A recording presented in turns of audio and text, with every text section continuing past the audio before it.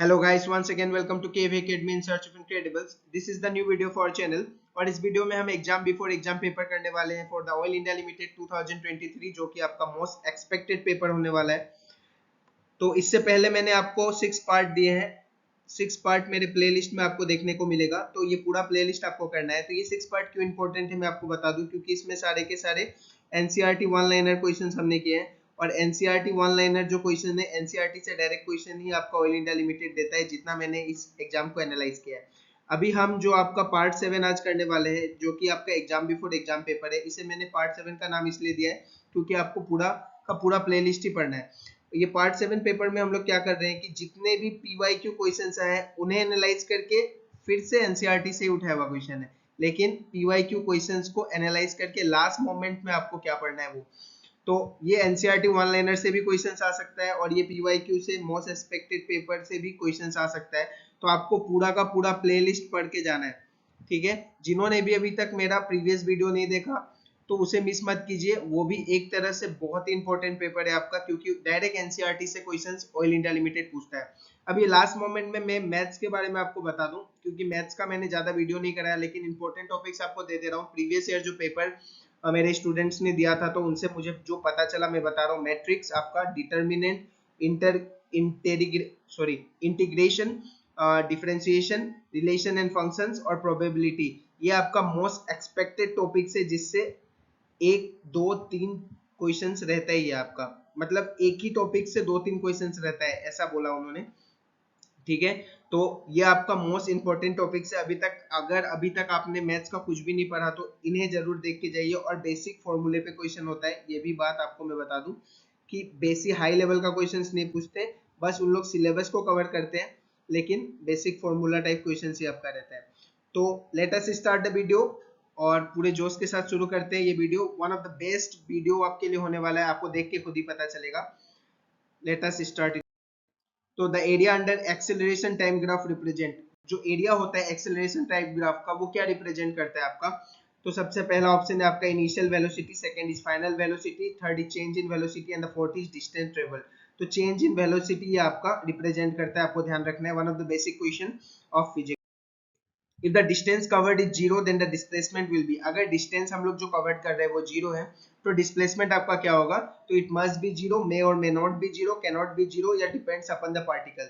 So the correct answer will be the displacement must be zero. अगर आपने distance travel ही नहीं किया है तो आपका आपने अपना पोजीशन ही चेंज नहीं किया, और अगर आपने अपना पोजीशन ही चेंज नहीं किया है, पोजीशन इज नॉट चेंज, ठीक है। पोजीशन मैं यहाँ पे लिख दे रहा हूँ, इज नॉट चेंज। तो अगर आपका अगर पोजीशन ही चेंज नहीं हुआ है, आपका इनिशियल और फाइनल पोजीशन दोनों का दोनों ही सेम है, तो आपका क्या होगा, ये डिस्प्लेसमेंट भी जीरो हो जाएगा।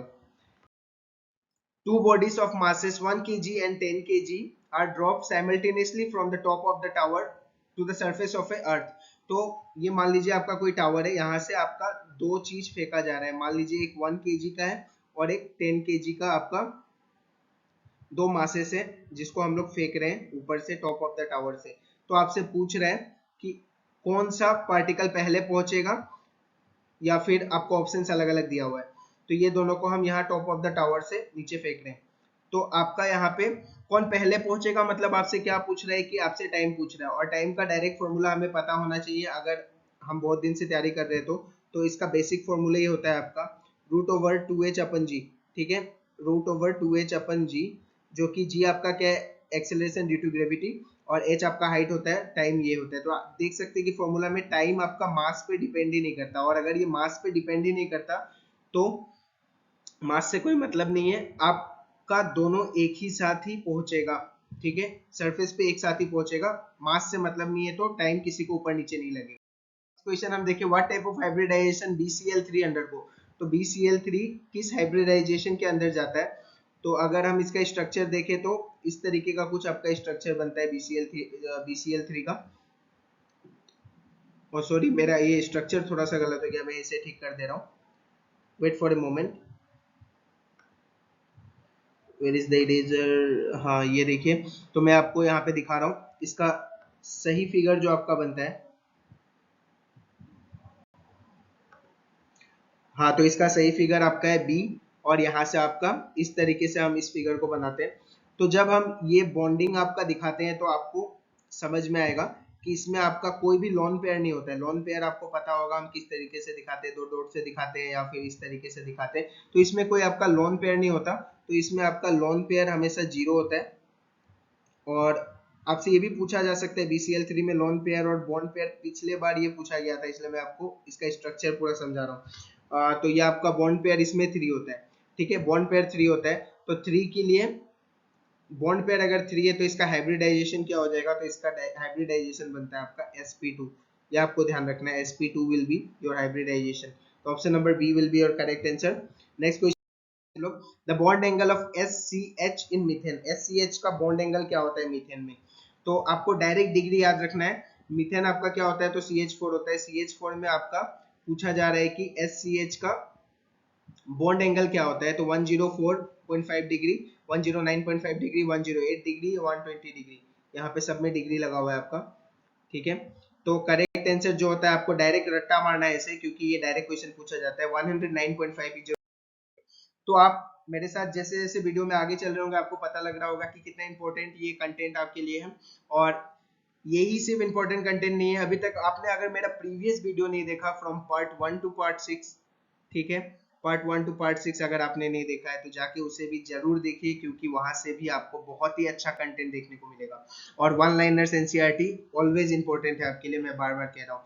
और इससे पहले अगर आपको एनालाइज करना है कि पेपर कैसा आता है, तो मैंने 2021-22 का ऑयल इंडिया लिमिटेड का पूरा पेपर कराया है आपको, साथ ही साथ उसका भी पूरा का पूरा एक प्ले लिस्ट है। तो मैं आपको बार बार यही कह रहा हूँ कि वहां पे भी क्वेश्चन फंसा था, तो वो सब क्वेश्चन भी इंपॉर्टेंट है। तो प्लेलिस्ट सारा आप देखते जाइए मेरे चैनल में जाके, मैं सबका लिंक आपको आई बटन और डिस्क्रिप्शन बॉक्स में भी दे दूंगा। तो वीडियो थोड़ा लंबा हो सकता है क्योंकि ये वाला वीडियो हम लोग कॉन्सेप्ट के साथ साथ चल रहे हैं थोड़ा, ठीक है। और लिंक आपको सारा का सारा डिस्क्रिप्शन में मिल जाएगा, तो कहीं से भी जाके एक्सेस कीजिए, लेकिन सब कुछ देख के जाइए, क्योंकि ये एग्जाम बार बार आपका नहीं आता ऑयल इंडिया लिमिटेड का। तो 2 क्लोरोप्रोपेन या 1 क्लोरोप्रोपेन एग्जिबिट कौन सा आइसोमेरिज्म ये आपका एग्जिबिट करता है। आइसोमेरिज्म से भी पिछले साल क्वेश्चन था, मैं लेके आया हूँ। तो चेन, पोजिशन, फंक्शनल या फिर मेटामेरिज्म। द करेक्ट आंसर इसका क्या होगा, तो देखिए हमें इसके लिए इसका स्ट्रक्चर देखना पड़ेगा। तो ये आपका जो क्लोरोप्रोपेन है, तो क्लोरोप्रोपेन का तो स्ट्रक्चर इस तरीके से होता है 3C और Cl। और 2 क्लोरोप्रोपेन अगर हम देखें तो कुछ नहीं होता है यहाँ पे, बस आपका 3C, तो ये पेरेंट चेन तो सेम ही होता है, लेकिन क्लोरीन आपका जो है सेकेंड नंबर कार्बन पे आ जाता है। तो आप देख रहे होंगे पेरेंट चेन दोनों में सेम है, सिर्फ ये जो सब्स्टिट्यूएंट ग्रुप है वो आपका Cl 2 नंबर पे आ गया है, और ये आपका सिंगल ये लाइन में ही बना हुआ है। तो ये क्या हो रहा है, आपका Cl का बस और बस पोजीशन चेंज हो रहा है, तो ये एक पोजिशनल आइसोमेरिज्म है, आपको याद, ठीक है। A molecule named O nitrophenol consist of these hydrogen bond. तो ओ नाइट्रोफेनॉल में ये डायरेक्ट क्वेश्चन पूछा जाता है ओ नाइट्रोफेनॉल से, तो इसमें आपका इंट्रामोलिकुलर बॉन्ड होता है, आपको ध्यान रखना है। The correct answer will be option number B. बहुत इंपॉर्टेंट क्वेश्चन है एग्जाम पर्सपेक्टिव। अगर हम देखें, name the element that belongs to S block but it is placed in the P block. बहुत ही थोड़ा आपका ट्रिकी टाइप क्वेश्चन है कि एस ब्लॉक में आपका एस ब्लॉक से वो बिलोंग करता है, लेकिन उसे रखा जाता है पी ब्लॉक में। तो अच्छा क्वेश्चन है बहुत ही। तो इसका करेक्ट आंसर बनता है हीलियम। मैं डायरेक्ट आपका आंसर बता रहा हूँ, इसका करेक्ट आंसर बनता है हीलियम, जो कि आपका एक नोबेल गैस भी है। तो ये आपका बिलोंग तो करता है एस ब्लॉक को, लेकिन आपका पी ब्लॉक में प्लेस किया जाता है, क्योंकि आपको पता है इसका एटॉमिक नंबर कितना होता है, 2 होता है। तो बिलोंग तो करता है एस ब्लॉक को, लेकिन पी ब्लॉक में इसे रखा जाता है। Total number of nodes in 3D orbital. 3D orbital में टोटल नंबर ऑफ नोड्स कितने होते हैं, तो अगर हम टोटल नंबर ऑफ नोड्स का फॉर्मूला देखें, तो टोटल नंबर ऑफ नोड्स का फॉर्मूला आपका होता है total number of nodes is equal to, तो इसका फॉर्मूला आपका होता है n-1, जो कि आपका n यहाँ पे क्या है, तो n आपका यहाँ पे प्रिंसिपल क्वांटम नंबर होता है। तो इस क्वेश्चन के लिए प्रिंसिपल क्वांटम नंबर आपका 3 है। तो डायरेक्ट अगर हम फॉर्मूला पे रखते हैं तो 3-1 विल बी गिवन एज 2। तो 3-1 अगर हम करते हैं तो 2 आपका डायरेक्ट डायरेक्ट आंसर आएगा। Option number B will be और correct answer. Total number of nodes से क्वेश्चन बहुत ही मतलब फ्रीक्वेंटली पूछा जाता है। The orbital that are resulted in sp hybridization have dash percentage of s character and dash percentage of p character। तो sp hybridization में जो परसेंटेज होता है s character और p character का, बहुत ही बार ये पूछा गया क्वेश्चन डिफरेंट कॉम्पिटेटिव एग्जाम्स में। 25, 75, 50, 50, 20, 80 and 75, 25। The correct answer will B 50, 50। तो आपको हमेशा याद रखना है कि ये जो होता है आपका 50-50 आपका एस कैरेक्टर और पी कैरेक्टर होता है एसपी हाइब्रिडाइजेशन में। नेक्स्ट क्वेश्चन देखते हैं। एट एब्सोल्यूट जीरो सेमीकंडक्टर एक्सएज है, तो एब्सोल्यूट जीरो पे आपका क्या हो जाता है, तो सेमीकंडक्टर मतलब एब्सोल्यूट जीरो पे आपका टेम्परेचर 0 केल्विन हो जाता है, और अगर एब्सोल्यूट जीरो नहीं है मतलब टेम्परेचर अगर 0 केल्विन नहीं है तब क्या होता है। तो आपको ये दोनों सिनेरियो पता रखना चाहिए कि अगर एब्सोल्यूट जीरो हो जाए तो सेमीकंडक्टर एक्ट करता है आपका इंसुलेटर की तरह, ठीक है, semiconductor will act as a insulator. और अगर आपका एब्सोल्यूट जीरो ना हो, that is T is not equal to 0 kelvin, तो आपका ये कंडक्टर की तरह काम करता है, क्योंकि यहाँ पे कुछ ना कुछ टेम्परेचर है, तो ये आपका कंडक्टर की तरह काम करता है। Option number A will be your correct answer for this question. Next question, the potential at a point is 0.15, find the charge that can be brought from infinity to the point doing a work, इतना mega joule बोला है यहाँ पे, sorry milli joule, ठीक है।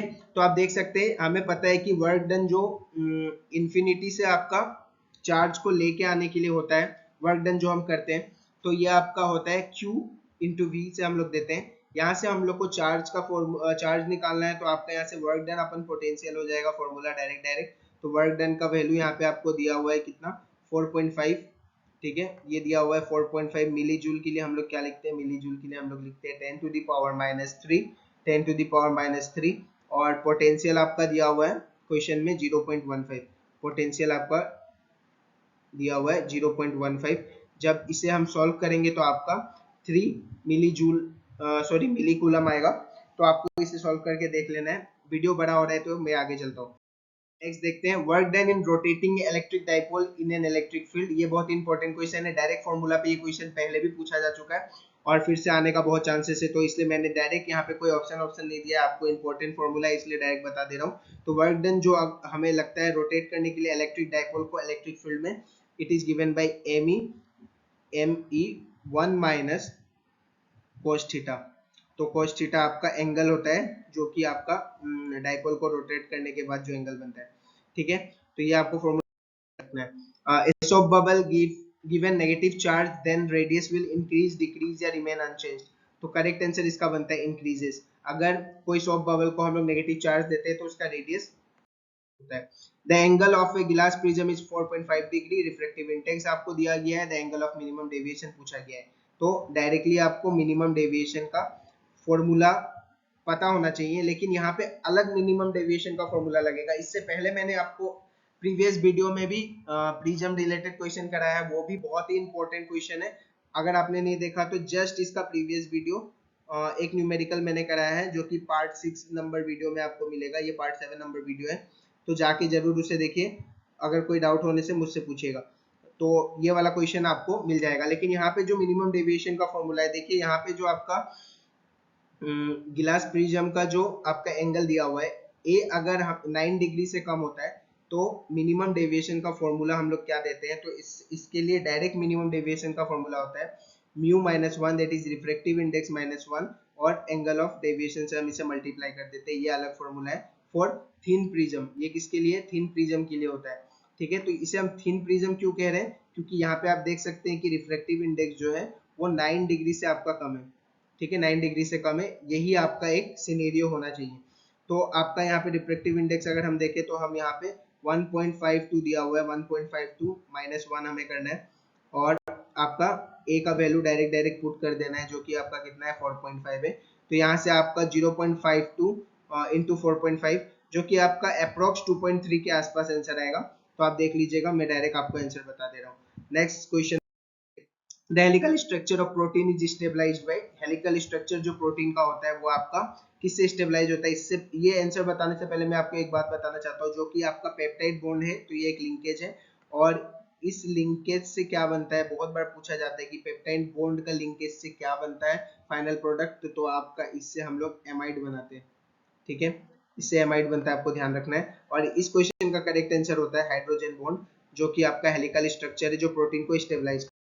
Next, during the decomposition of an activated complex, energy is always released, energy absorb होता है, energy change नहीं होता है, all of the above। तो energy हमेशा released होता है decomposition के समय कोई भी activated complex का, ठीक है। Dichromite are generally prepared by the fusion of chromite ore with sodium carbonate, potassium carbonate, both A and B, या neither A nor B. The correct answer will be both A and B. आपका दोनों ही जो होता है sodium carbonate या potassium carbonate से अगर हम फ्यूजन करें क्रोमाइट ओर का, तो आपका यहाँ से मतलब डाइक्रोमाइट आर जनरली प्रिपेयर्ड, उससे आपका डाइक्रोमाइट जनरली प्रिपेयर्ड हम लोग कर सकते हैं। नेक्स्ट, तो ये आपका लास्ट क्वेश्चन है जो कि आपका एम्पलीट्यूड इंटरफेरेंस मैक्सिमा मिनिमा से रिलेटेड एक क्वेश्चन है। बहुत ही सुंदर क्वेश्चन है, आपको होमवर्क दे रहा हूं मैं। लास्ट क्वेश्चन था आज का, ये आपका होमवर्क क्वेश्चन रहेगा। ज्यादा से ज्यादा वीडियो को लाइक कीजिए, शेयर कीजिए जो भी तैयारी कर रहे ऑयल इंडिया लिमिटेड का। और आपको मैं बता दूं, एग्जाम बस पोस्टपोन्ड हुआ है, एग्जाम कैंसिल नहीं हुआ है। जरूर आपका अगस्त लास्ट और या सितंबर स्टार्टिंग में एग्जाम होने वाला है। ज्यादा से ज्यादा इस वीडियो को शेयर कीजिए। यह हमारा एग्जाम बिफोर एग्जाम पेपर का पहला पार्ट था, जो कि मेरे प्लेलिस्ट का आपका 7 पार्ट है, तो मैंने 7 पार्ट से आपका दिया है, क्योंकि आपको पहला 6 पार्ट भी पढ़ना है। बहुत लोग, अगर मैं ये पहला पार्ट बोल दूं तो बहुत लोगों को पता ही नहीं चलेगा कि आगे भी और हम लोग एनसीईआरटी वन लाइनर क्वेश्चंस कर चुके हैं। तो थैंक यू गाइस, मिलते हैं अगले क्लास में। ज्यादा वीडियो को लाइक सब्सक्राइब कीजिए, इससे आपकी तरफ से मुझे बहुत ज्यादा मोटिवेशन मिलता है। और एडीआर का तैयारी भी हम जल्दी स्टार्ट करने वाले हैं आफ्टर दिस सीरीज।